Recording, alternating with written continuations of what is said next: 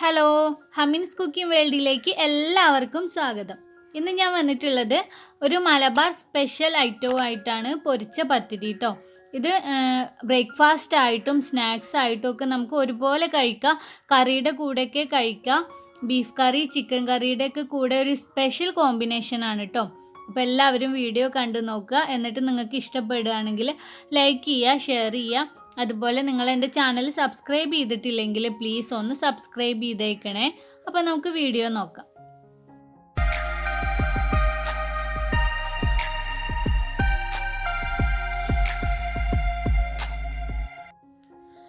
പൊരിച്ച പത്തിരി ഉണ്ടാക്കാനായിട്ട് നമുക്കൊരു അരപ്പ് വേണം. ഇതിനായിട്ട് ഇപ്പോൾ ഞാനൊരു 5-6 ചെറിയ ഉള്ളിയും അതുപോലെ ഒരു 5-6 വെളുത്തുള്ളി അല്ലിയും കൂടെ വെള്ളമൊന്നും ചേർക്കാതെ മിക്സിയിൽ ഇട്ടിട്ട് ഒന്ന് ചതച്ചെടുത്തിട്ടുണ്ട്.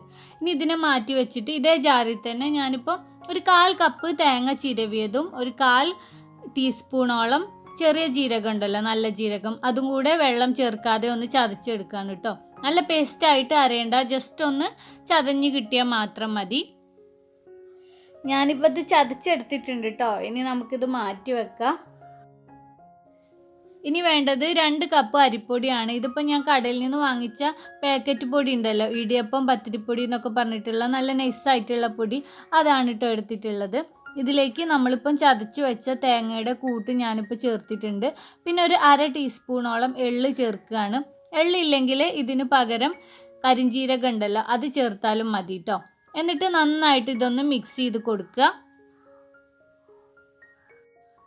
ഞാനിപ്പോൾ ഇത് മിക്സ് ചെയ്തെടുത്തിട്ടുണ്ട് കേട്ടോ. ഇനി നമുക്കിത് പത്തിരിക്ക് പൊടി വാട്ടിയെടുക്കണ പോലെ വാട്ടിയെടുക്കാം. ഇതിനായിട്ട് ഇപ്പോൾ ഞാനൊരു പാൻ സ്റ്റൗവിൽ വെച്ചേക്കുകയാണ്. ഇതിലേക്കിപ്പോൾ ഒരു 2-3 ടേബിൾ സ്പൂണ് സൺഫ്ലവർ ഓയിൽ ഒഴിച്ചു കൊടുക്കുക. എന്നിട്ട് ഇതിലേക്ക് നമ്മൾ ആദ്യം ചതച്ച് വെച്ച ഉള്ളിയുടെ കൂട്ടില്ലേ, അത് ഞാൻ ചേർത്ത് കൊടുക്കുകയാണ്. എന്നിട്ട് ഇതൊന്ന് ജസ്റ്റ് എണ്ണയിൽ മൂപ്പിച്ചെടുക്കുക കേട്ടോ. ഇതൊന്ന് മൂത്ത് വരുമ്പോഴത്തേക്കിന് നമുക്ക് പൊടി വാട്ടാനുള്ള വെള്ളം ഒഴിച്ചു കൊടുക്കുക. നമ്മൾ എത്രയാണോ പൊടി എടുത്തിട്ടുള്ളത് അതിൻ്റെ ഇരട്ടി വെള്ളം എടുക്കുക. എന്നിട്ട് അതിൽ നിന്ന് ഒരു 1/4 കപ്പ് അല്ലെങ്കിൽ ഒരു 1/2 കപ്പ് വെള്ളം മാറ്റി വെക്കുക കേട്ടോ. കാരണം ചില പൊടിക്ക് ഇരട്ടി വെള്ളം വേണ്ടി വരില്ല, അപ്പോൾ വെള്ളം കൂടാനായിട്ട് ചാൻസ് ഉണ്ട്. അപ്പോൾ ഇരട്ടി വെള്ളം എടുത്തിട്ട് അതിൽ നിന്ന് കുറച്ച് വെള്ളം അങ്ങ് മാറ്റി വെച്ചാൽ മതി. എന്നിട്ട് വെള്ളക്കുറവ് തോന്നുകയാണെങ്കിൽ മാത്രം ലാസ്റ്റ് ആ വെള്ളം അങ്ങ് ഒഴിച്ചു കൊടുത്താൽ മതി കേട്ടോ. ഞാനിപ്പോൾ 4 കപ്പ് വെള്ളം എടുത്തിട്ട് അതിൽ നിന്നൊരു 1/2 കപ്പ് മാറ്റി വെച്ചിട്ടുണ്ട്. പിന്നെ ഇതിലേക്ക് ആവശ്യത്തിനുള്ള ഉപ്പിട്ട് കൊടുക്കുക. നമ്മുടെ പൊരിച്ച പത്തിരിക്ക് ഇപ്പോഴാണ് ഉപ്പിട്ട് കൊടുക്കേണ്ടത് കേട്ടോ. പിന്നെ നമുക്ക് ഉപ്പ് ചേർക്കാനായിട്ട് പറ്റൂല. അപ്പം ഞാനിപ്പോൾ ഒരു 3/4 ടീസ്പൂണോളം ഉപ്പും ചേർത്തിട്ടുണ്ട്.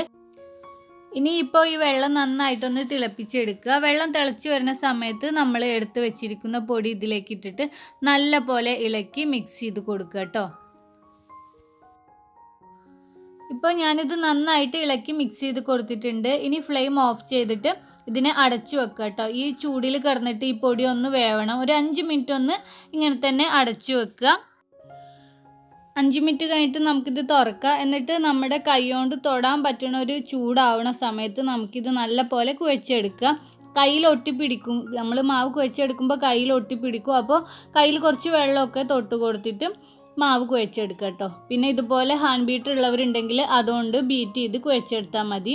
ഹാൻഡ് ബീറ്ററിൻ്റെ ഇതുപോലെയുള്ള ആ ഒരു വിസ്ക് ഉണ്ടല്ലോ, അത് വെച്ചിട്ട് ഇതുപോലെ 5 മിനിറ്റ് ഒന്ന് നമ്മൾ ബീറ്റ് ചെയ്ത് കൊടുത്താൽ മതി. അപ്പോൾ നല്ല സോഫ്റ്റായിട്ട് മാവ് കിട്ടും കേട്ടോ.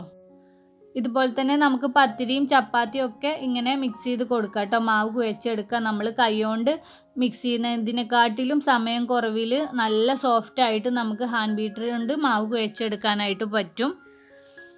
പലരുടെ കയ്യിൽ ഇങ്ങനത്തെ ഹാൻഡ് ബീറ്റർ ഉണ്ടാവും, പക്ഷെ അവർക്കൊന്നും ഇങ്ങനെ ഒരു ടിപ്സ് അറിയില്ല കേട്ടോ, ഇതുകൊണ്ട് മാവ് കുഴച്ചെടുക്കാനായിട്ട്.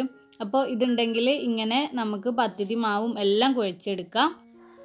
ഇപ്പോഴത്തെ ഞാൻ മാവ് നന്നായിട്ട് കുഴച്ചെടുത്തിട്ടുണ്ട്. ഇനി നമ്മൾ സാധാരണ ചെയ്യണ പോലെ കുറേശ്ശെ എടുത്തിട്ട് ചെറിയ ചെറിയ ബോൾസ് ആക്കി എടുക്കുക. എന്നിട്ട് ഇത് പരത്തി എടുക്കേണ്ട ആവശ്യമില്ല. നമുക്ക് പ്രസ്സറിൽ ഇട്ടിട്ടൊന്ന് പ്രസ് ചെയ്ത് കൊടുത്താൽ മതി. ഇനി പ്രസ്സർ ഇല്ലാത്തവരുണ്ടെങ്കിൽ ചെറുതായിട്ടൊന്ന് പരത്തി കൊടുത്താലും കുഴപ്പമൊന്നുമില്ല കേട്ടോ. കൂടുതൽ അങ്ങ് വലിപ്പം വേണ്ട, പറ്റ നൈസായി പോവരുത്, ചെറുതായിട്ടൊരു കട്ടിയൊക്കെ വേണം കേട്ടോ. ഞാനിപ്പോൾ ഈ ഒരു തിക്നെസ്സിലാണ് ഇതിനെ പ്രസ് ചെയ്തെടുത്തിട്ടുള്ളത്. ഇനി നമുക്കിതിനെ നല്ല ചൂടായിട്ടുള്ള തിളച്ചുകൊണ്ടിരിക്കുന്ന എണ്ണയിലേക്കിട്ട് ഫ്രൈ ചെയ്യണം കേട്ടോ.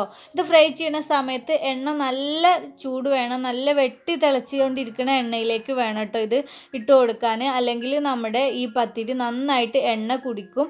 അപ്പോൾ അത് ശ്രദ്ധിക്കുക കേട്ടോ. എണ്ണയിലേക്കിട്ട് ജസ്റ്റ് 2 മിനിറ്റ് ആകുമ്പോഴത്തേക്കിന് കണ്ടോ നമ്മുടെ പത്തിരി നല്ല പോലെ പൊങ്ങി വന്നിട്ടുണ്ടാവും. അപ്പോൾ ജസ്റ്റ് ഒന്ന് തിരിച്ചിട്ട് ആ സൈഡ് ഒരു മിനിറ്റ് ഒന്ന് കുക്ക് ചെയ്യുക. കൂടുതൽ സമയമൊന്നും വേണ്ട, 1 മിനിറ്റ് ഒന്ന് ഫ്രൈ ചെയ്തെടുക്കുക കേട്ടോ. എന്നിട്ട് നമുക്കിതിനെ എണ്ണയിൽ നിന്നും കോരി മാറ്റാം. അങ്ങനെ ഇപ്പോൾ ദാ ഒരു പത്തിരി ഇവിടെ റെഡി ആയിട്ടുണ്ട്. കണ്ടില്ലേ, നല്ല പോലെ റെഡി ആയിട്ട് കിട്ടിയിട്ടുണ്ട്. പിന്നെ ഒരു കാര്യം പറയാനുള്ളത്, തീ നല്ല പോലെ കൂടിക്കഴിഞ്ഞാൽ നമ്മൾ പത്തിരി ഇട്ട് കൊടുത്തേക്ക് തന്നെ അങ്ങ് നല്ല ബ്രൗൺ കളറായി പോകാനായിട്ട് ചാൻസ് ഉണ്ട്. അപ്പോൾ അങ്ങനെ കൂടുതലായിട്ട് അങ്ങ് ബ്രൗൺ കളർ വരുന്നുണ്ടെങ്കിൽ തീ ഒന്ന് മീഡിയം ഫ്ലെയിമിലേക്ക് കുറച്ച് കൊടുക്കുക. എന്നിട്ട് ചൂടൊന്ന് കുറയുന്ന സമയത്ത് വീണ്ടും നമുക്ക് ഹൈ ഫ്ലെയിമിലേക്ക് മാറ്റുക. അങ്ങനെ തീ കുറച്ചും കൂട്ടിയും നിങ്ങൾ തന്നെ അങ്ങ് അഡ്ജസ്റ്റ് ചെയ്ത് കൊടുക്കണം കേട്ടോ. ഇതുപോലെ ബാക്കിയുള്ള മാവിനെ മുഴുവനും തയ്യാറാക്കിയെടുക്കുക. അപ്പോൾ ഇത്രേ പണിയുള്ളൂ നമ്മുടെ പൊരിച്ച പത്തിരി ഉണ്ടാക്കാനായിട്ട്. നല്ല ടേസ്റ്റാണ്, വളരെ എളുപ്പത്തിൽ നമുക്ക് ഉണ്ടാക്കിയെടുക്കുകയും ചെയ്യാം. ബ്രേക്ക്ഫാസ്റ്റ് ആയിട്ടും അതുപോലെ വൈകുന്നേരം ചായയുടെ കൂടെ കഴിക്കാനും അതുപോലെ രാത്രി ഭക്ഷണത്തിനായിട്ടൊക്കെ നമുക്കിത് ഉപയോഗിക്കാം. കറിയൊക്കെ കൂട്ടി കഴിക്കാനായിട്ട് നല്ല ടേസ്റ്റാണ്. ബീഫ് കറി അതുപോലെ ചിക്കൻ കറിയുടെ ഒക്കെ കൂടെ സ്പെഷ്യൽ ഒരു കോമ്പിനേഷനാണ് കേട്ടോ. അപ്പോൾ എല്ലാവരും ട്രൈ ചെയ്ത് നോക്കുക, എല്ലാവർക്കും ഇഷ്ടമാവും ഇത്. അപ്പോൾ ഈ വീഡിയോ കണ്ടിട്ട് നിങ്ങൾക്ക് ഇഷ്ടമാവുകയാണെങ്കിൽ പോയിട്ട് ട്രൈ ചെയ്ത് നോക്കുക. എന്നിട്ട് നിങ്ങളുടെ അഭിപ്രായങ്ങളൊക്കെ അറിയിക്കുക. പിന്നെ നിങ്ങൾക്ക് എൻ്റെ ഈ വീഡിയോ ഇഷ്ടമായിട്ടുണ്ടെങ്കിൽ ലൈക്ക് ചെയ്യുക, മറ്റുള്ളവർക്ക് ഷെയർ ചെയ്ത് കൊടുക്കുക. പിന്നെ നിങ്ങൾ എൻ്റെ ചാനൽ ഇതുവരെ സബ്സ്ക്രൈബ് ചെയ്യാത്തവരാണെങ്കിൽ പ്ലീസ് ഒന്ന് സബ്സ്ക്രൈബ് ചെയ്യുക കേട്ടോ. സബ്സ്ക്രൈബ് ചെയ്താൽ മാത്രം പോരാ, തുടർന്ന് വരുന്ന ബെല്ലൈക്കണും അതിനുശേഷം ഒരു ഓൾ എന്ന ഒരു ഓപ്ഷൻ വരും, അതും കൂടെ ഒന്ന് മറക്കാതെ പ്രസ് ചെയ്ത് വെക്കണേ. എന്നാലേ എൻ്റെ ചാനലിലെ പുതിയ അപ്ഡേഷനുകളൊക്കെ ഉടനെ തന്നെ നിങ്ങൾക്ക് നോട്ടിഫിക്കേഷനായിട്ട് ലഭിക്കുള്ളൂ. അപ്പോൾ ഇതുപോലുള്ള പുതിയൊരു വീഡിയോയുമായിട്ട് വീണ്ടും വരാം.